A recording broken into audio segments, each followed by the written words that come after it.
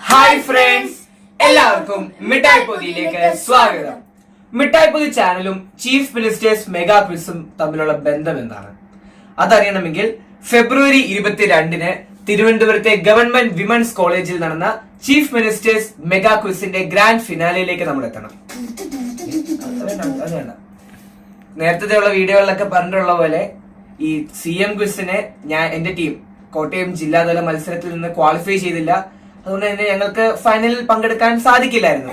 അതിന്റെ വിഷമം എനിക്കും ഉണ്ടായിരുന്നു, നിഷാനുണ്ടായിരുന്നു, വീട്ടിലെ എല്ലാവർക്കും ഉണ്ടായിരുന്നു. ഇതൊരു ഫസ്റ്റ് എഡീഷൻ മത്സരമായിരുന്നു. ഒരു ജില്ലയിൽ നിന്നും 3 ടീം വരുന്നുണ്ട്. അപ്പൊ അത്രയും ടീമുകളെ ഉൾപ്പെടുത്തി എങ്ങനെയായിരിക്കും സ്റ്റേറ്റ് ലെവൽ മത്സരം, അതിന്റെ സംഘാടനം എങ്ങനെയായിരിക്കും, അതൊക്കെ അറിയാനൊക്കെയുള്ള ഒരു ആകാംക്ഷയും ആഗ്രഹവും ഒക്കെ ഉണ്ടായിരുന്നു. അതെല്ലാം തല്ലി തകർത്തിട്ടാണ് ഞാൻ വീട്ടിലേക്ക് തിരിച്ചു വന്നത്. അപ്പോഴാണ് ആ കോള് ഞങ്ങൾക്ക് വരുന്നത്. ഇത് തിരുവനന്തപുരത്ത് നിന്നാണ്, PRD വകുപ്പിൽ നിന്നാണ്, CM ക്വിസ് നടത്തുന്നവരാണ്, അതിന്റെ സംഘാടകരാണ്.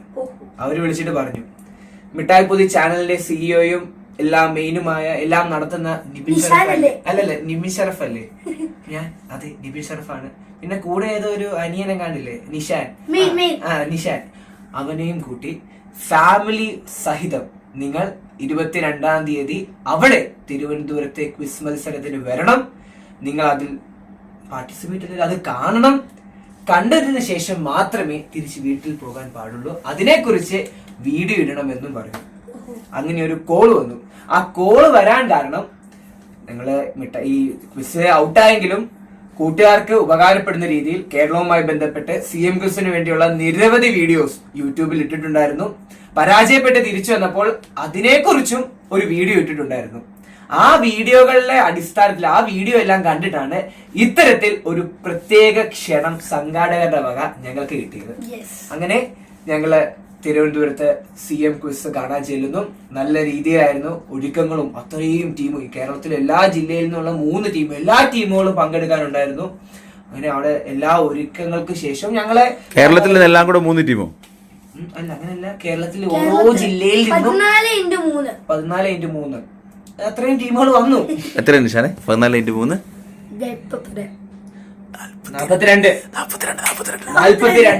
42 ടീമുകൾ. ഒരു ടീമിനെങ്ങാണ്ട് പനിയായിരുന്നു, അതുകൊണ്ട് 41 ടീം അന്ന് വന്നിട്ടുണ്ടായിരുന്നു. അപ്പോ അതെല്ലാം കഴിഞ്ഞ് ക്വിസ് പ്രിലിമിനറി റൗണ്ട് ഒക്കെ ആരംഭിച്ചു. അപ്പോഴാണ് എനിക്കൊരു കാര്യം മനസ്സിലായത്. എന്തുകൊണ്ടും ജില്ലാതലത്തിൽ വിജയിച്ച് സംസ്ഥാന തലത്തിലേക്ക് വരാഞ്ഞത് നന്നായി. എനിക്കറിയാവുന്ന പ്രഗത്ഭരായ ഘടാഘടിയന്മാരായ പലർക്കും പോലും ആ പ്രിലിമിനറി റൗണ്ടിൽ നിന്ന് സെക്കൻഡ് റൗണ്ടിലേക്ക് കയറാൻ സാധിച്ചില്ല. അപ്പോഴാണ് ഞാനൊക്കെ പങ്കെടുത്തിരുന്നെങ്കിൽ. അതുകൊണ്ട് ചോദ്യങ്ങളുടെ നിലവാരമൊക്കെ അത്രയ്ക്ക് മികച്ചതായിരുന്നു. അതുകൊണ്ടാണ് അതെ, നല്ല ക്വസ്റ്റ്യൻസ് ആയിരുന്നു, നല്ല രീതിയിലായിരുന്നു ആ ക്വിസ് അവതരിപ്പിച്ചത്. അതെല്ലാം കണ്ട് പ്രിലിമിനറി റൗണ്ട് അവസാനിച്ചു. ആ ക്വിസ് നമ്മൾ ചോദ്യങ്ങൾ എടുത്തിട്ടുണ്ട്. അതെ, ചോദ്യങ്ങളുടെ ഫോട്ടോ എടുത്തിട്ടുണ്ട്. അത് ഒരു സെപ്പറേറ്റ് വീഡിയോ ആയിട്ട് നമ്മൾ ഇടാൻ താല്പര്യപ്പെടുന്നുണ്ട്. അത് ഇടുന്നതായിരിക്കും. അപ്പൊ പ്രിലിമിനറി റൗണ്ട് കഴിഞ്ഞു. അത് കഴിഞ്ഞ് മെയിൻസ് റൗണ്ടിലേക്കുള്ള ടീമിനെല്ലാം സെലക്ട് ചെയ്ത് അവരെ സീറ്റിംഗ് അറേഞ്ച്മെന്റ് ഒക്കെ ചെയ്തതിന് ശേഷം എത്ര ടീം ഉണ്ടായിരുന്നു മെയിനിലേക്ക്? 6 ടീംസിനെ സെലക്ട് ചെയ്യുന്നു. അതില് അവർക്ക് അവരുടെ സീറ്റിംഗ് അറേഞ്ച്മെന്റ് എല്ലാം നടത്തി ഒരു ഇന്റർവ്യൂ ഒക്കെ നടത്തിയതിനു ശേഷം ക്വിസ് മാസ്റ്റർ വന്നു. ക്വിസ് മാസ്റ്റർ വന്നിട്ട് പരാജയത്തിന്റെ പ്രാധാന്യത്തെ കുറിച്ച് സംസാരിച്ചപ്പോഴാണ് അവരുടെ സ്ക്രീനിൽ ഒരു വീഡിയോ തെളിയുന്നത്.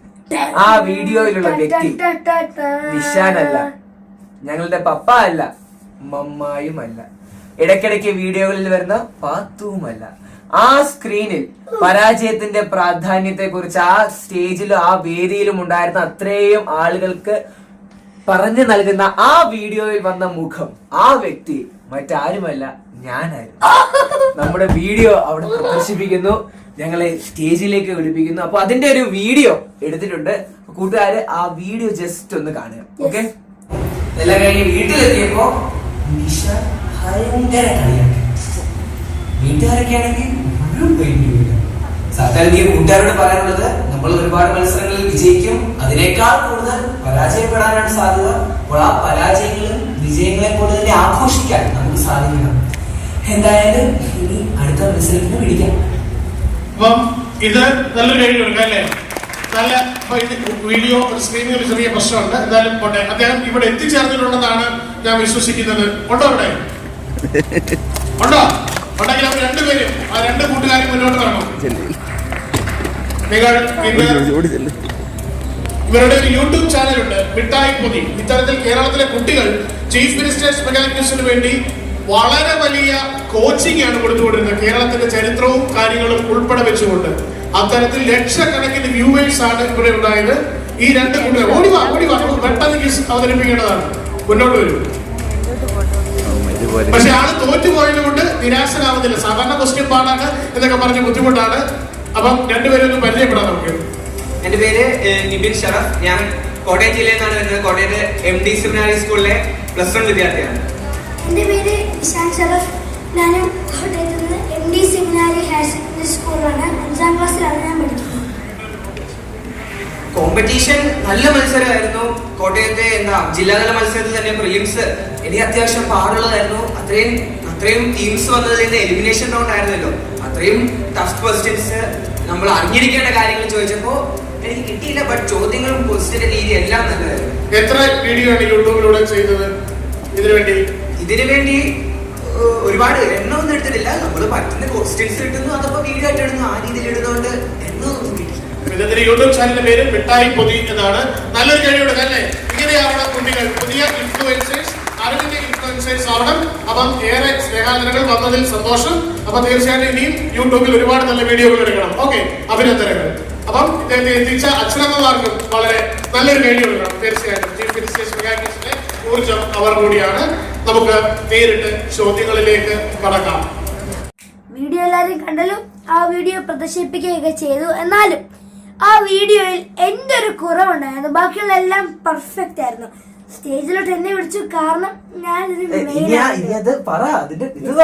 സ്റ്റേജിലേക്ക് ഞങ്ങൾ എത്തുന്നു. അവിടെ പിന്നെ ചോദ്യങ്ങൾ ചോദിച്ചു. അങ്ങനെ അതല്ല, ഇത്തരത്തിലൊരു അംഗീകാരം മിഠായി പൊതി ചാനലിനെ റെക്കഗ്നൈസ് ചെയ്ത് എനിക്കും നിഷാനും ഇതുപോലൊരു വേദി ലഭിച്ചെങ്കിൽ അതിന്റെ സോൾ റീസൺ അത് കൂട്ടുകാരാണ്. യെസ്, ആ വീഡിയോ കാണുന്നു, ഞങ്ങളെ ഇഷ്ടപ്പെടുന്നു, അത് മറ്റുള്ളവർക്ക് ഷെയർ ചെയ്ത് നൽകി, അങ്ങനെ അത്രയും ഞങ്ങളെ സപ്പോർട്ട് ചെയ്തതുകൊണ്ടാണ് ഇത്തരത്തിൽ ഒരു അവസരം ഞങ്ങൾക്ക് കിട്ടിയത്. And we are so thankful to our friends. Pleased നമുക്ക് ഇംഗ്ലീഷ് ഉപയോഗിക്കാം. എന്തായാലും ഒരുപാട് സന്തോഷം ഉണ്ടായിരുന്നു അത്തരത്തിലൊരു അവസരം. ആദ്യമായിട്ടാണ് ഒരു ആദ്യത്തെ അംഗീകാരം എന്ന രീതിയിൽ നമ്മുടെ യൂട്യൂബ് ചാനലിലുള്ള അംഗീകാരമായിരുന്നു അത്. അപ്പൊ അതുകൊണ്ടാണ് അത്രയും വലിയൊരു വേദിയായിരുന്നു അത്. പിന്നെ ഇനി ആ ഒരു ക്വിസ് മത്സരത്തിന്റെ പോയത് കൊണ്ട് 2 ഗുണങ്ങളാണ്, അല്ലെങ്കിൽ 2 കാര്യങ്ങളാണ് ഞങ്ങൾ പഠിച്ചത്. ഒന്നാമത്തെ പോയിന്റ് ആ മത്സരത്തിന്റെ രീതിയും ചോദ്യങ്ങളും അതിൽ പങ്കെടുത്ത കുട്ടികളുടെ നിലവാരവുമായിരുന്നു. നമ്മൾ ഇനിയും ഒരുപാട് പഠിക്കേണ്ടതുണ്ട് അല്ലേ നിഷാൻ? യെസ്, നമ്മള് അവിടുത്തെ ചോദ്യങ്ങൾ കേട്ടപ്പോ എന്റെ നിബിയുടെയും കിളി പോയി. കാരണം അവിടുത്തെ ചോദ്യങ്ങൾ എടുത്തത് എനിക്കൊന്നും അറിയത്തില്ല. അവസാനത്തെ വേൾഡ് കപ്പിന്റെ ക്വസ്റ്റ്യൻ വെച്ച് അത്രയ്ക്ക് നിലവാരം കൂടിയ ചോദ്യങ്ങളായിരുന്നു അത്.